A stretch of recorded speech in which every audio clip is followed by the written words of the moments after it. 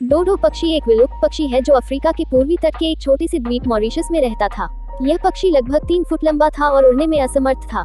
डोडो पक्षी 1600 के अंत के दौरान कुछ समय के लिए मनुष्यों के कार्यों के कारण विलुप्त हो गया। डोडो पक्षी काफी बड़ा था, आमतौर पर लगभग 3 फीट लंबा और 40 पाउंड वजन का होता था।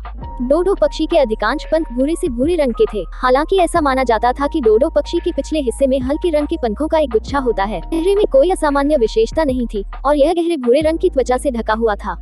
डोडो पक्षी की चोंच लगभग 8 से 9 इंच लंबी और ये आमतौर पर पीले या हरे रंग की होती थी। डोडो पक्षी के बहुत छोटे पंख होते थे। माना जाता है कि डोडो पक्षी लगभग 3 फीट लंबा और 40 पाउंड तक वजन का होता है। अधिकांश लोगों का मानना है कि डोडो पक्षी 1600 के अंत में किसी समय विलुप्त हो गया था। हालांकि उनके विलुप्त होने की सही तारीख ज्ञात नहीं है।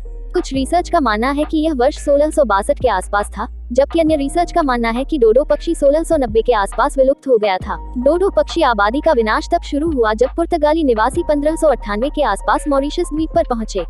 क्योंकि डोडो पक्षियों के पास कोई प्राकृतिक शिकारी नहीं था, इसलिए वे मनुष्यों से डरते नहीं थे, जिससे उन्हें शिकार करना आसान हो गया। साथ में डोडो पक्षी काफी धीमे थे और उड़ नहीं सकते थे। डोडो पक्षियों के पंख बहुत छोटे होते थे, लेकिन वे उड़ने के लिए उनका उपयोग नहीं कर सकते थे। डोडो पक्षी उड़ान रहित पक्षी थे क्योंकि मॉरिशस द्वीप पर उनके पास कोई शिकारी नहीं था और उन्हें उड़ने की आवश्यकता नहीं थी, इसलिए वे जमीन पर पड़े फल, मेव और बीज खाते थे। हालांकि वे उड़ नहीं सकते थे, पर वे बहुत तेज दौड़ सकते थे। इसका विलुप्त होने का मुख्य कारण 1500 के दशक में पुर्तगाल से खोजकर्ता इंसान मॉरिशस पहुंचे। उन्होंने डोडो पक्षियों का शिकार किया और उन्हें भोजन के रूप में इस्तेमाल किया। उन्होंने द्वीप पर सुअर, बंदर और चूहे जैसे अन्य जानवरों को भी पेश किया।